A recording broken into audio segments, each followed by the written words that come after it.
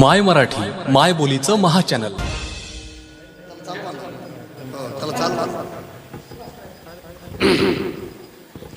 देव वसे चित्ती ताची घडावी संगती. ऐशे आवडते मना देवा पूर्वावी वासना. मोकळ करावा जरा. हरिजना सवे भेटी नवो अंगो संग तुटी. ऐसे आवडते मना देवा पूर्वावी वासना. मोकळा आवाज कर, मला रिपीट येऊ द्या तसा. तुका म्हणे जिने रिपीट. तुका म्हणे जिने भले संता संघर्षणे. ऐसे आवडते मना देवा पूर्वावी वासना. विठाला विठाला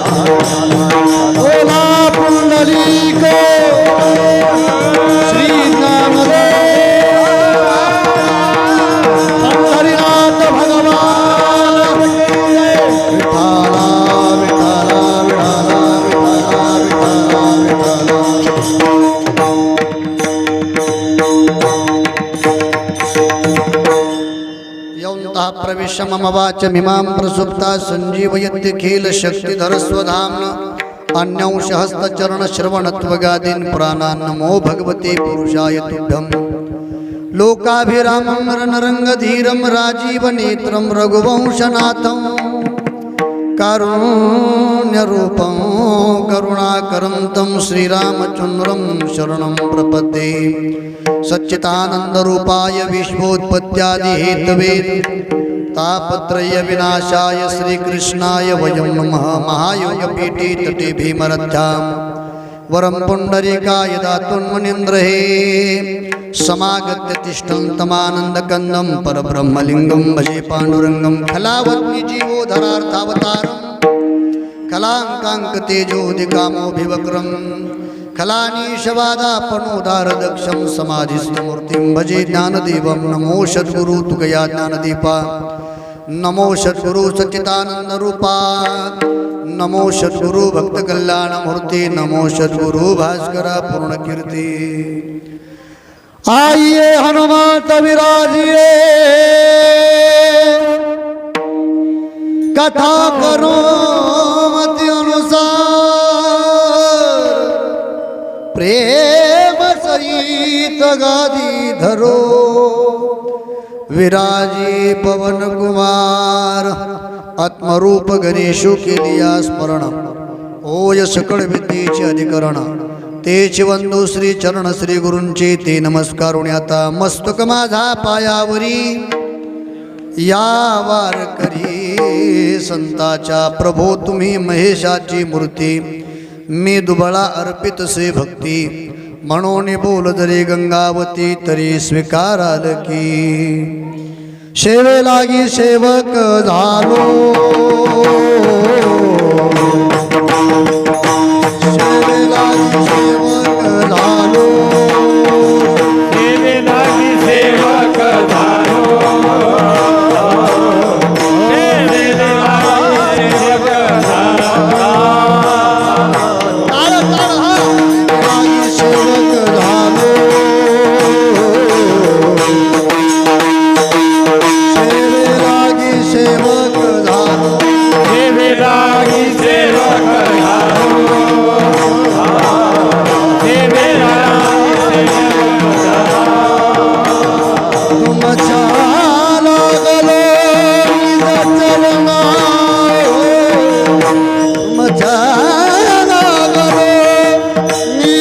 चरणा आहो स्वामी तुकया देवा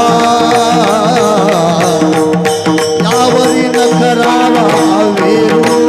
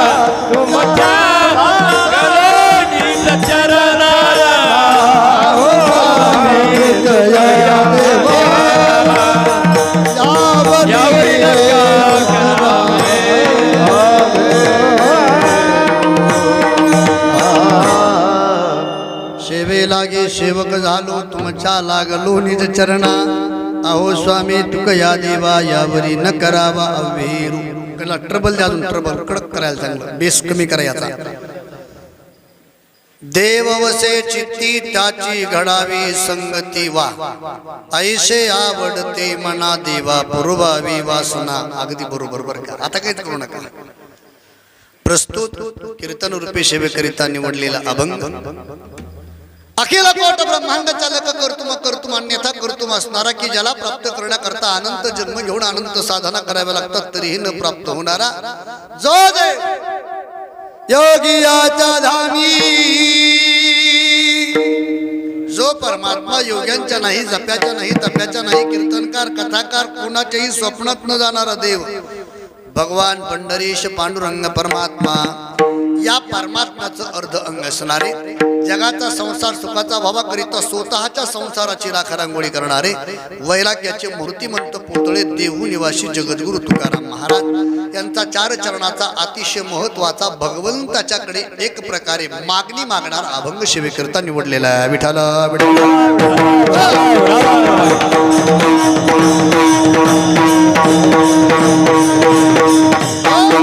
अभंगातील सरळ सरळ भावार्थ असा आहे थोडस लक्षपूर्वक ऐकण्याचा प्रयत्न करा या अभंगाद्वारे भगवान जगद्गुरु तुकोबाराय देवाला प्रार्थना करतात देवाला विनंती करतात देवाच्या समोर प्रतिज्ञा व्यक्त करतात की हे देवा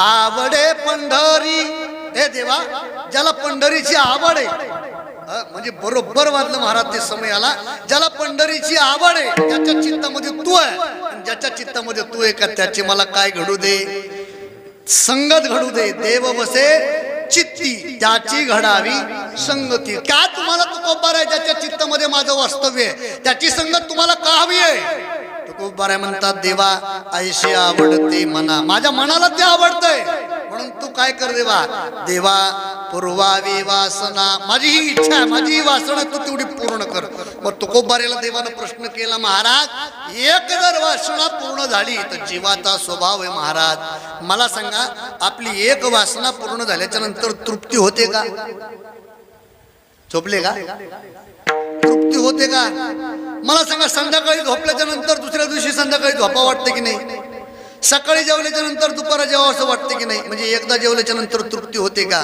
नाही वासना ही अशी आहे महाराज वासना कधी तृप्त न होणारी आहे वासना ही अशी आहे की ती कधीच तृप्त न होणारी आहे आणि देवा पुरवावी तुकोबाराय म्हणतात माझी वासना पूर्ण कर मग महाराज तुमची एकदा मी एक वासना पूर्ण केल्याच्या नंतर तुमच्या अंतःकरणात दुसरी वासनेचा उत्पन्न होईल ना जन्म होईल ना तुकोबाराय म्हटले महाराज तीही वासना माझी जी उत्पन्न होईल का ती तुझ्याच विषयी होईल काय वासना होईल तर तुकोबाराय म्हणतात देवा हरिजना सवे भेटी ए देवा, एकदा का हरिजन म्हणजे संत त्यांची माझी भेट झाली ना, नहो अंगो संग तुटी, एकदा का भेट झाली तर अंगो संगानं तुटी होऊ देऊ नको. आणि देवा, तू जर मला या ठिकाणी आयुष्य दिलंच देवा, आयुष्य दिलंच तर तू एकाच कामाकरता मला आयुष्य दे, की मोहना माझा जन्म पुन्हा तू मला देण्याचा प्रयत्न केला तर एकाच गोष्टी करता दे. कोणत्या? तुका म्हणे जिने भले संता संगष्टने, केवळ आणि केवळ संतांच्या संगतीमध्ये मला त्या ठिकाणी काय कर तर तो आयुष्य माझं व्यतीत कर. अशा सरळ अर्थाचा अभंग आहे विठाला.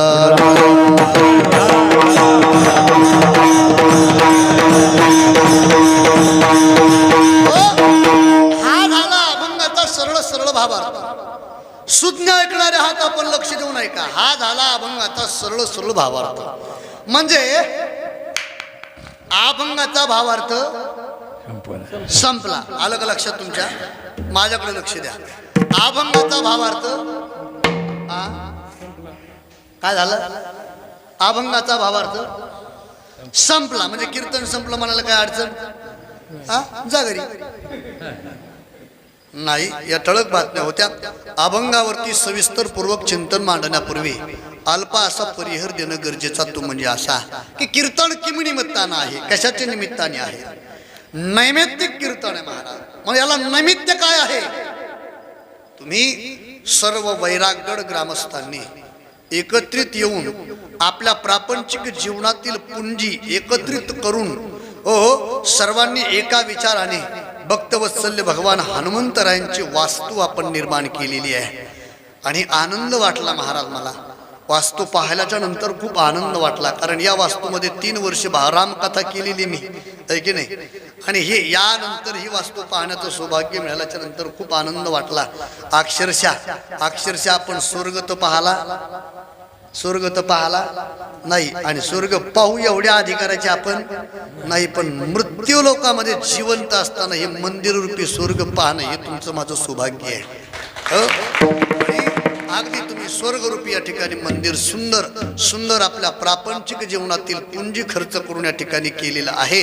आणि ते करत असताना ज्ञानोबाराय सांगता, मंदिराच्या कामा कळसू, जोपर्यंत मंदिरावरती कलश विराजमान होत नाही तोपर्यंत मंदिराच्या कामाला पूर्ण विराम मिळत नाही. आणि मी नेहमी सांगत असतो, ज्या गावामध्ये मारुतीच्या मस्तकावरती नाही कळस, ऐका बरं का, ज्या गावामध्ये मारुतीच्या मस्तकावरती नाही कळस त्या गावामध्ये येतो प्रगतीला आळस. काय येतो? आळस येतो. म्हणून तुम्ही आता इथून उत्तर पाहताल. कलशाची स्थापना उद्या झाल्याच्या नंतर उत्तर तुम्ही पाहताल. एकाच वर्षामध्ये तुम्हाला अनुभूती येईल. भगवान भक्तवत्सल्य हनुमंताच्या मस्तकावरती तुम्ही कलश स्थापना केल्याच्या नंतर एकाच वर्षामध्ये हनुमंताची ताकद तुम्हाला कळेल. आणि तो सुयोग, तो सौभाग्य भगवंताच्या कृपेने, साधू संतांच्या आशीर्वादाने या ठिकाणी कलशारोहणाच्या निमित्ताने आजचं कीर्तन आहे. आणि उद्या हरिभक्तीपरायण गुरुवर्य विजयानंद महाराज सोपेकर यांचं कीर्तन आहे. पुन्हा जागराचं कीर्तन असल्या कारणाने या ठिकाणी मी मागणीपर अभंग या ठिकाणी घेतलेला आहे. आणि या कीर्तनाकरता तुम्ही सर्व ग्रामस्थांनी मला या ठिकाणी पाचारण केलं, त्याबद्दल मी सर्वांच्या चरणावरती साष्टांग दंडवत ठेवतो. वास्तविक पाहता आजही येण्याकरता मला खूप कठीण होतो. पण चला, प्रेम प्रीतीचे बांधले. बरेच दिवस झालं तुमची माझी काही भेट बी नव्हती. होती का? होय विष्णू महाराज पाटील, कसं काय भेट होती का आपली? लय दिवस झाले ना, लय दिवस झाले भेटत नव्हती आपली सगळ्यांची. होय आप्पा? मला तर काय भरोसाच कळला नाही. तुमचा फोन आल्यावर कळलं तुम्ही आहेत. तर लय अवघड झालं महाराज. मागच्या काळामध्ये 2 वर्षात कोण कीर्तन ऐकणारी लोक गेली महाराज. कीर्तनाच्या मंडपामध्ये बसणारी लोक गेली. बसणारी गेली याच्यात नवल नाही. व्यासपीठावरती उभा राहून कीर्तन करणारी मोठमोठी मंडळी गेली महाराज. म्हणून हा काळ खूप वाईट होता आणि चला या काळामध्ये तुमची माझी भेट नव्हती, पण म्हटलं चला या सुयोग येतोय आणि त्या अनुषंगाने तुमच्या प्रेमानं मला या ठिकाणी खेचावून आणलं. इथे आल्याच्या नंतर मला आनंद वाटला. महाराज हरिभक्तीपरायण सर्व महाराज मंडळी या ठिकाणी उपस्थित आहेत. त्यामध्ये आता सर्वच्या सर्व नामपरिचय मला सर्वांचाच आहे की नाही? सगळे माझ्या परिचय ते. एखाद्याचं नाव राहिलं ते पुन्हा मला म्हणायचं दशरथ महाराज वय माझं नाव कसं का नाही घेतलं. त्यापेक्षा उपस्थितांपैकी सर्व कीर्तनकार, कथाकार, प्रवचनकार, रामानाचार्य, भागवताचार्य, गायनाचार्य, मृदंगाचार्य, टाळकरी, माळकरी, विनेकरी, त्याचबरोबर मंडपवाले, माईक सिस्टमवाले, स्वयंपाकावाले, आचारी, गावातून परिसरातून आलेले सर्व श्रोते मंडळी, महिला मंडळ, पुरुष मंडळ, बाल, गोपाल आणि तरुण मंडळ सर्वांच्या चरणावरती साष्टांग दंडवत ठेवतो, चिंतनाला आरंभ करतो. विठाल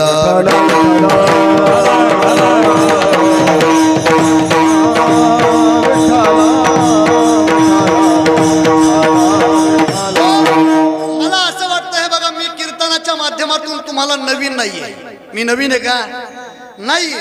हो, या अगोदर तुम्ही या व्यासपीठावरती माझे बरेचसे कीर्तन ऐकले. माझ्या कीर्तनात काही नियम राहतात आणि आज तर आता तर आपल्याला काही जागेची अडचण आहे का? अजिबात अडचण नाही. म्हणून माझ्या कीर्तनातला पहिला नियम आहे, सभा मंडपाच्या खाली बसलेली सर्व जी पुरुष मंडळी का तुम्ही उठा, सभा मंडपाच्या चला उठा. पुरुष मंडळी चला, इथं भरपूर जागा आहे माझ्याजवळ. चला सगळी या इकडे. चला चला, दादा, अण्णा, काका, आप्पा, तात्या, चला चला चला चला पुढे चला. वा, या ऐकून या इकडे भरपूर जागा, इकडे या.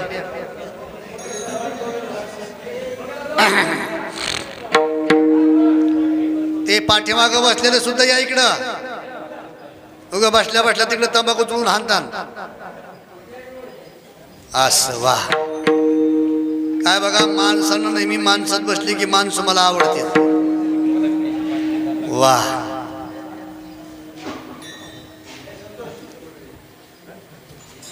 बसलात का? आता बसलात का? काय काय ते तिकडून तिकडं लपली मागतून तुमलं कीर्तन जळू दे म्हणले तू कीर्तन नाही. आता ऐका कीर्तनातला सगळ्यात पहिला महत्वाचा नियम, सर्वांनी व्यवस्थित मांडी घालून बसा. व्यवस्थित मांडी घाला सर्वांनी. अजिबात कोणी कीर्तनामध्ये मांडी मोडायची नाही. आणि सगळ्यात महत्वाचा नियम, हात जोडून तुम्हाला विनंती करतो, तुमच्या पायावरती डोकं टेकवतो, तुम्हा सर्वांना नमस्कार करतो, अनेक विनंती करतो. हे बघा, ज्याला कुणाला उठायचं असेल का त्यांना आत्ताच उठायचं, कीर्तन मंडपाच्या बाहेर जायचं. कीर्तन चालू असताना मला उठलेलं चालणार नाही. मी परत एकदा बोलतोय, हात जोडून तुम्हाला विनंती, ज्याला कुणाला उठायचं असेल त्यांना आत्ताच उठायचं, मंडपाच्या बाहेर जायचं. कीर्तन चालू असताना मला उठलेलं चालणार नाही. मग तुमच्या डोक्यात असा प्रश्न येईल, आम्ही जर उठलो तर तू काय करशील? असं येऊ शकतं ना. पण माझे केस वाढलेले, त्याच्यावर अंदाज करून घ्या मी काय काय करीत असेल. नुसता कीर्तन करणारा बुवा मी नाही. तुम्हाला अनुभव सर्वांना आहे, म्हणून तुम्हाला सर्वांना हात जोडून विनंती आहे. आणि दुसरा नियम सांगतो बघा, बसलेली ही सर्व पुरुष मंडळी आहे का, तुम्ही माझ्यासोबत सर्वजण बोलत चला. बोलताल का? तुम्ही सर्वजण बसलेली पुरुष मंडळी माझ्यासोबत बोलत चला. बोलताल का? काही दुखत का तुमचं? हा, काही नाराज आहेत का माझ्यावर? मग जर बोला ना तुम्ही. जेवण झालं ना तुमचं व्यवस्थित? सर्वजण बसलेली पुरुष मंडळी माझ्यासोबत बोलत चला. बोलताल का? होतं म्हणा, जरा जोरात मला ऐकायला कमी, तर मी पटका सुद्धा वर केला महाराज. हा, बोलताल का? सर्वांनी एका आवाजात सांगा. पोरं मोठ्यानं बोलताल का? पोराचा आवाज येत नाही. पोरं मोठ्यानं बोलताल का? मोठ्यानं बोलताल का? मग बोला. कीर्तनातून कोणी उठायचं? जोरात कीर्तनातून कोणी उठायचं? आणखी जोरात कीर्तनातून कोणी उठायचं? वा, कीर्तनात कोणी झोपायचं? वा, कीर्तनात कोणी मांडी मोडायची? वा, कीर्तनात कोणी भजन करायचं? असं. वा, फक्त एकटेच आमचे केंद्र साहेब म्हटले करायचं, बाकीचे काहीच म्हटले नाही. विठाला विठाला.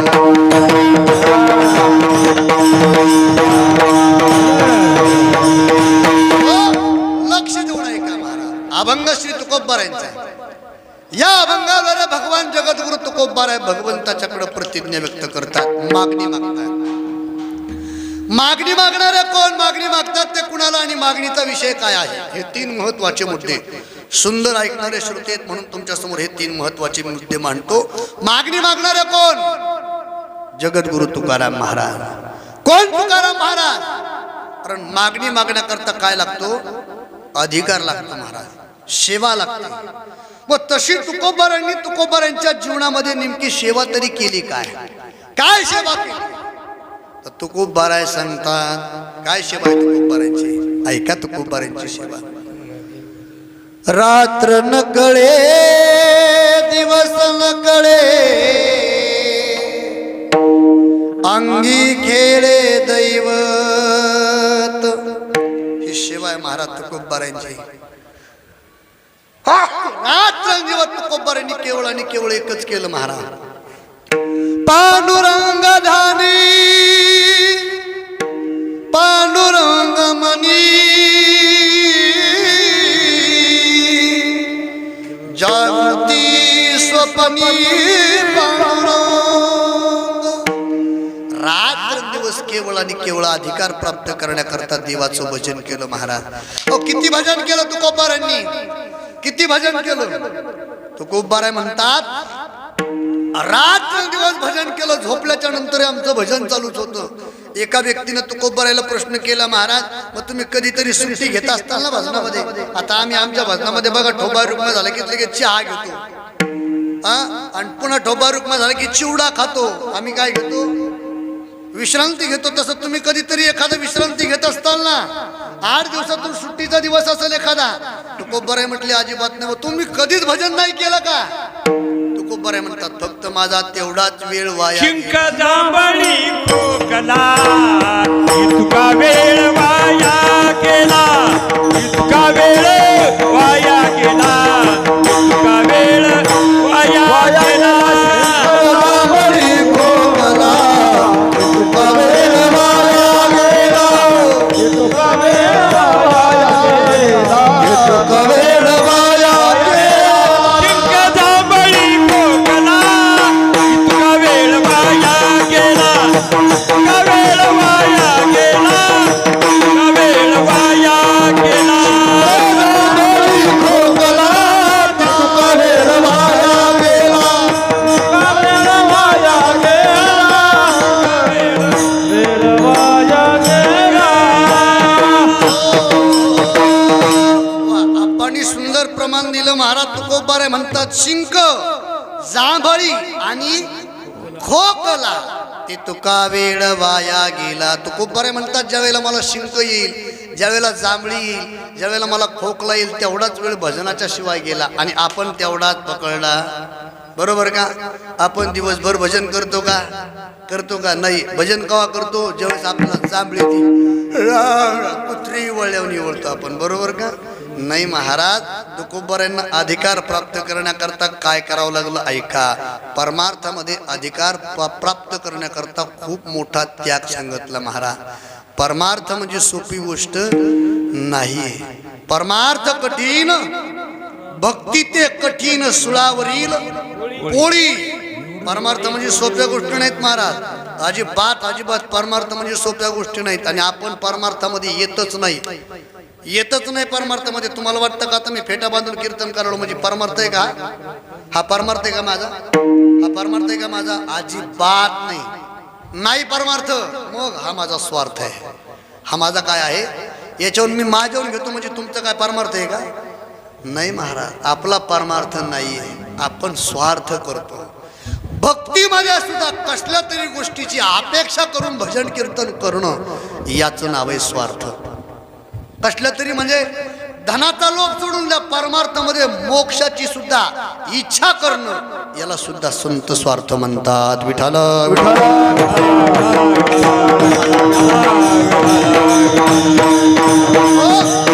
मोक्षाची इच्छा म्हणजे तुकोबाराय म्हटले देवा मोक्ष तुझ्याकडे मागायची आम्हाला गरज नाही, मोक्ष आम्हा घरी तुला मागायची गरज नाही. तुका म्हणे मुक्ती परनेली नोवरी. आता दिवस चारी खेळी मिळी, ती तुझ्याकडे मागायची गरज नाहीये देवा. म्हणजे मोक्षाची अपेक्षा करणं परमार्थामध्ये हे सुद्धा काय आहे? स्वार्थ आहे. मग मला सांगा आपला अधिकार का होत नाही? का होत नाही त्याचं कारण तुकोबाराने सांगितलं. का होत नाही? कारण आपलं भजन चालूच आहे. भजन बंद आहे का? नाही, भजन तर चालूच आहे, पण अजून सुद्धा देवाची भेट आपल्याला नाही. का नाही? त्याचं कारण माझ्या नाथबाबांनी हरिपाठामध्ये सांगितलं. मी प्रमाण ऐकले महाराज, गाथ्यामध्ये प्रमाण वाचण्यात गेले माझ्या, सुंदर प्रमाणात महाराज. काय ऐका, नामदेव कीर्तन करी पुढे देवनाचे पांडुरंग, जनी म्हणे ज्ञानदेवा बोला अभंग. अहो नामदेव महाराज कीर्तन करायचे, ऐका बरं का. नामदेव महाराज कीर्तन करायचे, ते विटेवरचा पांडुरंग परमात्मा खाली येऊन नाचायचा. कोणाच्या कीर्तनात? नामदेव महाराजाच्या.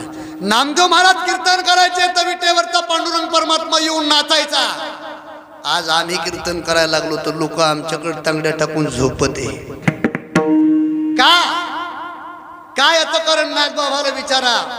आपलं भजन चालूच आहे, आपलं कीर्तन चालूच आहे, पण देवाचा पत्ता नाही, देवाची भेट नाही. का? नाथबाबांनी सुंदर हरिपाठामध्ये दोन उदाहरणं दिली. दोन उदाहरणं दिली पटण्याकरता. दोन उदाहरणं दिले. सांगतो तुम्हाला, फक्त खाली बसलेली मंडळी जोरात भजन करा.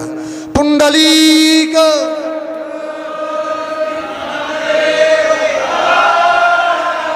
पंढरीनाथ भगवान की.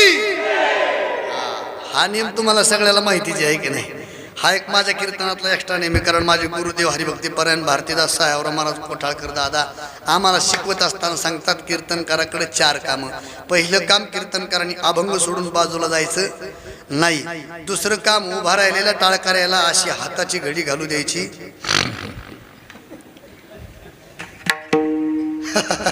नाही. तिसरं काम, खाली बसलेल्या लोकांना शांत बसू द्यायचं नाही. आणि चौथं काम, कीर्तनकारांनी स्वराकडे लक्ष दिलं पाहिजे. हे 4 कामापैकी एक काम तुमच्याकडे, म्हणून मोठ्या प्रेमाने सर्वांनी पुंडलिक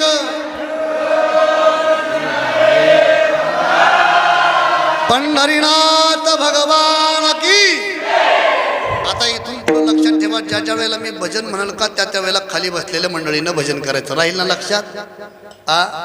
राहील ना लक्षात? चला, काय चाललं होतं आपलं? काय चाललं होतं? कीर्तन. वा, बरं तर झालं कीर्तन म्हणले. महाराज तुमच्या पोटाला जन्माला. परवा दिवशी पाटील असंच एका गावात विचारलं मी, काय चाललं होतं आपल्या एका पोरानं मंडपाचा बाबू काढा, आणि ते लागलं मला म्हणाले, हे जर आम्हाला कळलं असतं तर तुला 300 किलोमीटरहून कशाला बोलेलं असतं. हे खरंय महाराज. काय सांगत होतो मी? दोन उदाहरणं दिली महाराज. नाथ महाराजांनी 2 उदाहरणं. कोणते कोणते? लक्ष देऊ नये. काय झालं का तिकडे? का काय चुकलंय माझं? जाऊ दे, त्यांच्याकडे लक्ष देऊ नका, तुम्ही माझ्याकडे पहा. जाऊ द्या. 2 उदाहरणं दिली नाथ महाराजांनी. कोणते कोणते आहे का? हरिपाठामध्ये दिले, सुंदर उदाहरणं दिली. नाथ महाराज म्हणले, मकर संक्रांतीचा दिवस जवळ आला. मकर संक्रांतीचा दिवस जवळ आला आणि यावर्षी मालकिनीनं भरपूर शेतामध्ये काम केलं होतं, म्हणून मालकाला सांगितलं, मला एखादा डाक करा, सोन्याचा डाक करा. म्हणून मकर संक्रांतीच्या दिवशी मालक गेलो अहमदपूरला, आणि मालकानं 1 तोळ्याची नथनी केली. कोणाला? कोणाला? कोणाला? मालकिनीला. काय केली? नथनी केली. कोणाला केली? कोणाच्या केली? त्याच्याच केली. नथनी केली. आणि नथनी केल्याच्या नंतर ते अहमदपूरून निघालं महाराज गावाकडे यायला. गावाकडे येता काय झालं, ग्रामपंचायतच्या नळाला पाणी सुटलं बघा. आणि ग्रामपंचायतच्या नळाला पाणी सुटल्यामुळं नंबरमुळं बायाची लागली भांडणं. बायाचे भांडणं लागले. एवढे भांडणं कोपाला गेले. एका बाईकडे बिगर काठाचा हांडा होता. बिगर काठाचा हांडा कळतो का तुम्हाला? तलवारी सारखी धार असती महाराज त्याला. एका बाईनं दिवशी फेकून मारला. जिला फेकून मारला का तिच्या थोबाडाला लागला, तिचं नाकच शाप झालं. जिला फेकून मारला होता तिचाच मालक गेला होता नथनी आणायला. आता मला सांगा, तिला नाकच नाही राहिलं, नथनी कुठं लावायची?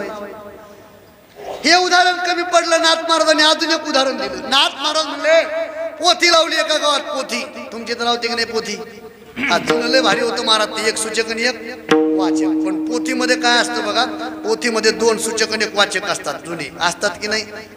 असतात 2 सूचक आणि 1 वाचक. ते लय भारी राहतात महाराज. आता ते जुनं गेलं, नवीन आमच्यासारखे डिजिटल भागवतकार आली आहे ना, सगळा पाट्या पोळ केला पहा त्या विषय सोडून.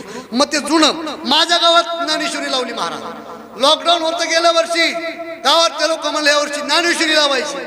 लावा. एक सूचक आणि एक वाचक आप्पा. पहिला दिवस होता, मी गेलो की पूजा वगैरे केली, बसलो. ते वाचणार लय भारी होतं महाराज, वाचणार लय भारी होतं. वाचणार त्याला सुरुवात केली. ओम नमो ज्ञानाय, ओम नमो ज्ञानाय वेद प्रतिपादाय, जय जय संवेदाय आत्मरूपा. आता मला सांगा, वाचकाचं काम झालं, वाचन बरोबर. आता कोणाचं काम आहे? सूचकाचं काम काय आहे? या ओवीचा अर्थ सांगायचा. अहो चांगला पटका बांधणाऱ्याला या ओवीचा अर्थ कळत नाही. तसं आमच्या गावात त्या सूचकाला देखील या ओवीचा अर्थ कळत नव्हता महाराज. पण ते सूचकला सूचक होता, त्यानं लगेच सुरुवात केली. त्याच्या लक्षात आलं लोकांना काही कळलं नाही पाहिजे, अर्थ तर सांगायचा ना, आपल्याला तर येत नाही, मग झाकून निघालं पाहिजे. त्यानं लगेच सुरुवात केली. वा वा वा वा वा वा वा वा वा वा. काय आमचा ज्ञानबा, आमच्या ज्ञानबाने इतकुशातपणी ज्ञानेश्वरी लिहिली. चला पुढं दासी नवाड्या.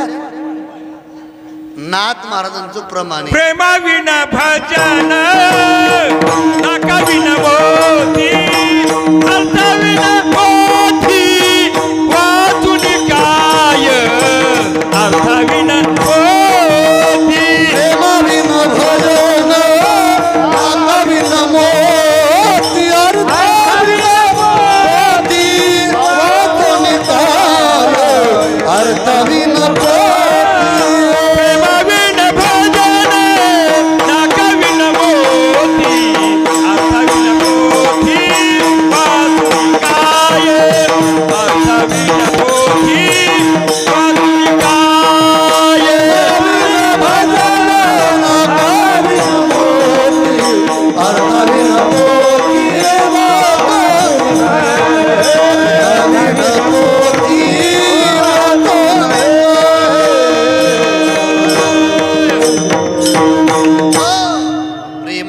भजन नाकाविन मोती, अर्थाविन पोथी वाचून काय. ज्याप्रमाणे पोथी वाचण्याकरता अर्थ जाणणं गरजेचं आहे, नतनी मोत्याची नतनी नाकामध्ये लावण्याकरता नाकाची आवश्यकता आहे, त्याप्रमाणे भजनामध्ये काय पाहिजे? प्रेम पाहिजे. मग आता तुमच्या माझ्या भजनामध्ये प्रेम आहे का? आपोआपलं चेक करून घ्या महाराज. मी कुणाची स्तुती कुणाची निंदा विनाकारण करत नाही. मी माझ्याहून सांगत असतो महाराज, मी माझ्याहून सांगत असतो महाराज. माझ्या कीर्तनात तर आता सध्या प्रेम तर राहिलेलं नाही महाराज. माझ्या कीर्तनात फक्त प्रेम कशावर आहे? आता तुम्ही विचार करा, एवढी गरमीचे दिवस आहेत, कामाधंद्याचे दिवसात, तरी सुद्धा तुम्ही झोपेची वेळ त्यागून इथं कीर्तन ऐकायला आलात का? कशासाठी? द्या तुमचं सोडून. आमचे विष्णू महाराज पाटील, दशरथ महाराज, या आप्पा, ही सगळी भजनी मंडळी बाहेर गावून आली महाराज. मोटरसायकलवरती आली, बरोबर ना? फटफटी गाडीवर झाला ना तुम्ही. खेकाना खाता आला असताना म्हणून जाण्याचा, खेकाना खाता आले महाराज उन्हात आणत. ही मंडळी सगळी इथपर्यंत आली कशासाठी? दशरथ महाराज कशासाठी? त्या तुमचं सोडून सकाळपासून दुसरं कीर्तन आहे. नेकनूरच्या पलीकडे सकाळचं कीर्तन केलं, धावपळ करत इथपर्यंत आलोय. घंटाभर झोपलोय, अजून जेवलो नाही. कशासाठी? हा मग बरं कळत तुम्हाला. माझ्यावर घेतलं म्हणजे पैशासाठी म्हणतात लोक. पाहन महाराज माझ्यावर म्हणजे याच्याहून कळतं महाराज लोकांच्या विषयी तुमच्या पोटामध्ये किती विष आहे हे लगेच कळतं महाराज. पैशासाठी, पैशासाठी नाही महाराज. सगळीच जग आज बाहेर पडतंय महाराज. ते कशासाठी पडतंय? कशासाठी पडतंय? सुखासाठी पडतं महाराज. नाव पैसा आहे. कारण काय आहे? सुख आहे. म्हणजे आपण जी भक्ती करतो, आपण जे भजन करतो, आपण जे परमार्थ करतो, तो परमार्थ आपला स्वार्थी आहे हे मला तुम्हाला सांगायचं आहे. म्हणून आपला अधिकार होऊ शकत नाहीये. तुकोबारायांचा अधिकार का झाला? तुकोबाराय म्हणतात, जाळोनी संसार पैसलो अंगणी, संसाराच्या नावे घालोनिया शून्य, वाढता पुण्य धर्म केला. म्हणून तुकोबारायांचा अधिकार. लावून मागू ते पाहू नये, हो लावून मागू ते पाहू नये, लावणी मागू ते पाहू नये, लागोनी मागू ते पाहू नये. संसाराची आपुले निहाते, संसाराची आपुले निहाते, संसाराची आपुले निहाते, संसाराची आपुले निहाते.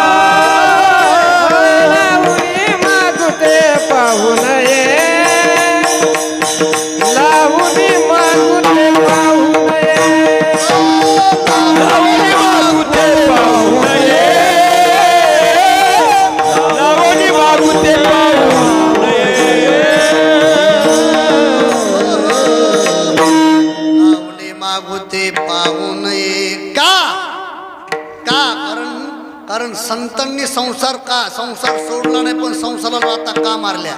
त्याचं कारण त्यांना कळालं, ठाऊकची आहे संसाराची अंगी अवघीच व्यसने, संसार दुःख मूळ व संसारामध्ये दुःखच आहे. कोणाला कळालं?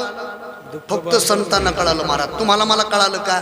नाही. आणि लक्षित बसलेल्या पैकी कुणाला डायबिटीज असेल, साखरी बिमारी आहे ना? ज्याला साखरी बिमारी त्याला साखर जर खायला दिली तर खाईन कधी? का खाणार नाही? कारण त्याला माहिती आहे साखर खाणं आणि जाणं संगचे. दुःखात्मक मर्म साखरेचं त्याला कळलंय म्हणून तो साखर खात नाही. आणि आपल्याला दुःखात्मक वर्म साखरेचं कळालं नाही म्हणून आपली 3-3, 4-4 किलो साखर चालूच आहे की नाही? तसं कुठल्याही पदार्थाचं, कुठल्याही वस्तूचं दुःखात्मक वर्म कळाल्याच्या नंतर माणसं त्याचा काय करतात? त्याग करतात. जोपर्यंत त्याचं दुःखात्मक वर्म कळत नाही तोपर्यंत त्याचा स्वीकारच करतात. सुंदर उदाहरण देतो तुम्हाला, पटण्याकरता सुंदर उदाहरण देतो तुम्हाला. गोड उदाहरण आहे महाराज. माझे गुरुवारी दादांचं उदाहरण आहे.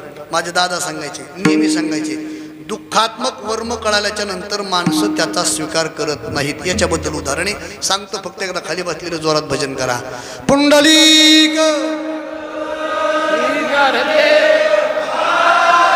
पंढरीनाथ. लक्ष देऊन ऐका. गोड उदाहरण आहे महाराज, गोड उदाहरण आहे. माझे दादा सांगायचे, एका गावामध्ये एका बाईचा जावई येणार होता. कोण येणार होता? तुम्ही बोला जरा, कोण येणार होता? ते का महाराज आहे का? महाराज जावई यायचं म्हणलं किती थाट असतो, किती थाट असतो. मी माझ्या पदरचं बोलत नाही महाराज. तुकाराम महाराजांची वाणी आहे. तुकाराम महाराज म्हणतात, जावयावरती किती प्रेम असतं महाराज बाईचं, किती प्रेम असतं. इतकं प्रेम असतं महाराज, इतकं प्रेम असतं. किती प्रेम असतं ऐका.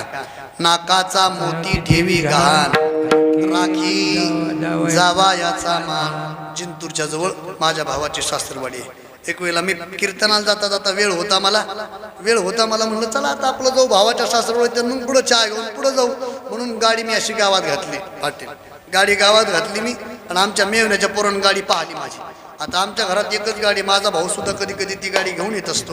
मग ती गाडी पाहिल्याच्या नंतर आमच्या मेवण्याचं पोरगं पळतच गेलं आणि आजीला सांगू लागलं त्याच्या, बाई दाजी आले, बाई दाजी आले. म्हातारीला वाटलं महाराजाची गाडी आणली असेल, लवकर जात असेल म्हणून पटकन जावायला काढून द्यावा म्हणून लवकरात लवकर होणारा पदार्थ कोणता आहे? शेवाळ्याचा भात.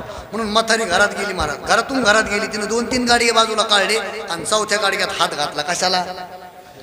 शेवाळ्या काढायला. हातात तिनं शेवाळ्या घेणं आणि मी गाडीतून खाली उतरणं. विष्णू महाराज मी गाडीतून खाली उतरलो, तिनं हातात शेवाळ्या घातल्या. पोरग पळतच गेलं. पोरग म्हणलं, बाई दाजी नाही महाराज आहेत. म्हातारीने तिथं शेवाळ्या टाकून द्यायला.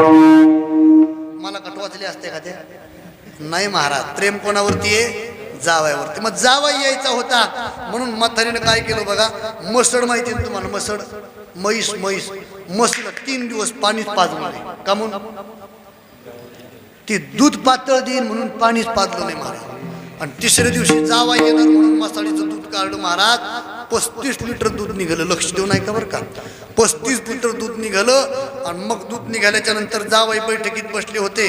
सासूनं सगळ्या सुनाला सांगितलं, हे बघा जावाई लग्न झाल्यापासून पहिल्यांदाच आले, त्यांच्यासोबत मित्र कंपनी चांगली आहे आणि जावायला जेव घातल्याशिवाय जाऊ द्यायचं नाही.